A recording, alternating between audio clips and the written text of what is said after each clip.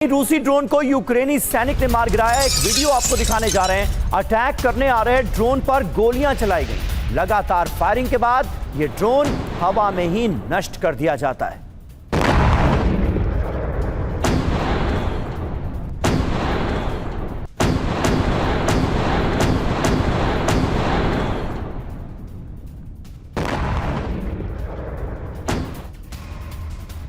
और वहीं रूस पर यूक्रेन का भीषण ड्रोन अटैक, रूसी रडार सिस्टम को किया तबाह।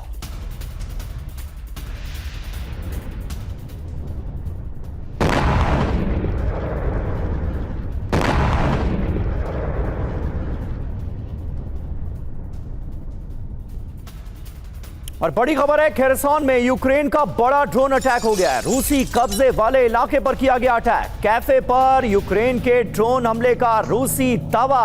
नए साल का जश्न मना रहे लोगों पर हमला कर दिया गया, ये रूस ने कहा है। यूक्रेनी हमले में 24 सिविलियंस की मौत हो गई।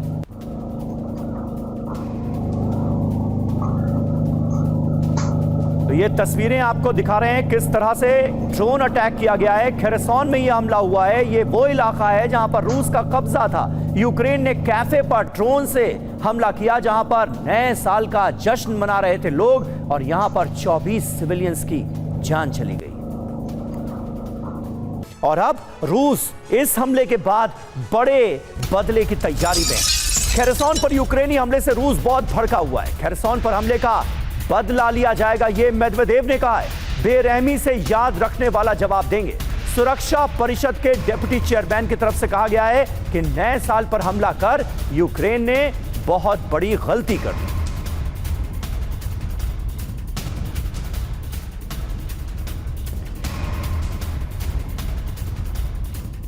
तो नए साल पर जो हमला किया गया उसको लेकर ये चेतावनी भरे शब्द हैं और सीधे तौर पर यह संकेत है कि आने वाले दिनों में इसका बदला रूस लेगा। और अब शायद दुनिया ये देखेगी कि रूस जब बदला लेगा तो वो किस लेवल का होगा, क्योंकि साल बदल चुका है, युद्ध अभी भी जारी है और यूक्रेन ने एक बार फिर से ऐसे हमले किए।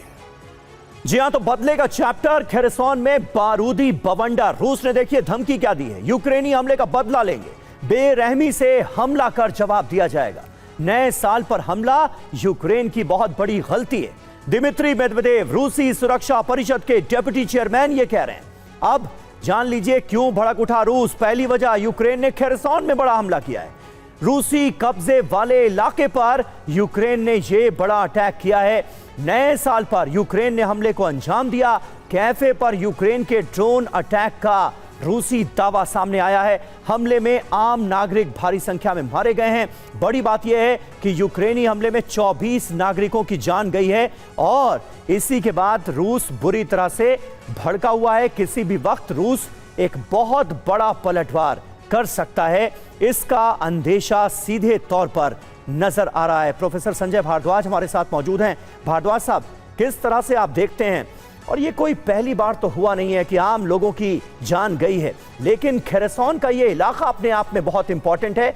अब रूस ये बताने की कोशिश कर रहा है कि आम सिविलियंस की जान ली गई है। कैफे में लोग नए साल का जश्न मना रहे थे और उस वक्त ये धमाका हुआ है। क्या बड़े बदले की तैयारी, बड़े पैमाने पर क्या यूक्रेन के अंदर आम सिविलियंस की जान लेने की तैयारी? देखिए समीर, ये बात मान के चलिए कि साल बदलने से, डेट बदलने से ना लक्ष्य बदलते हैं ना इरादे बदलते हैं जी। और ये बात आप देखिए कि ट्रेंड देखिए कि जो फ्लोरिडा जो डिस्कशन नेगोशिएशन जेलेंस्की का मीटिंग था, उससे पहले रशिया बहुत एग्रेसिव था। रशिया एकदम ताबड़तोड़ कीव तक पहुंच रहा था।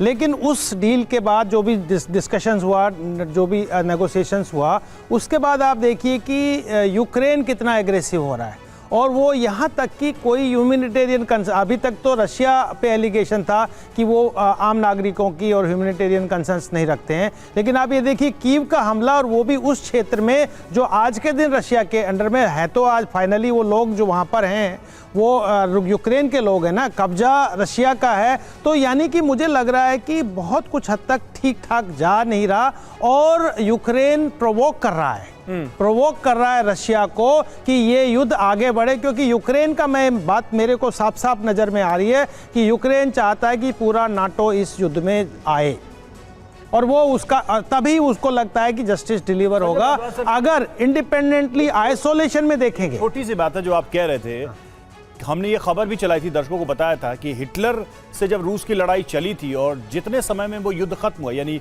सेकेंड वर्ल्ड वॉर में जर्मनी पराजित हुआ, उससे ज्यादा ड्यूरेशन जनवरी के बाद इस वॉर को हो जाएगा। ये पुतिन के लिए क्या थोड़ी शर्मनाक स्थिति नहीं है कि हिटलर को जितने समय में हराया 4 साल में, उससे ज्यादा का समय तो ज़ेलेंस्की खींच ले गए इस वॉर में और अभी तक कोई कंक्लूजन नहीं है। देखिए, मुझे लगता है कि इसमें लक्ष्य दूसरा है। यूक्रेन, देखिए, नाटो चाहता है यानी कि यूरोपियन कंट्री चाहते हैं कि हमारी लड़ाई यूक्रेन लड़ता रहे, हम लॉजिस्टिक सपोर्ट करते रहें।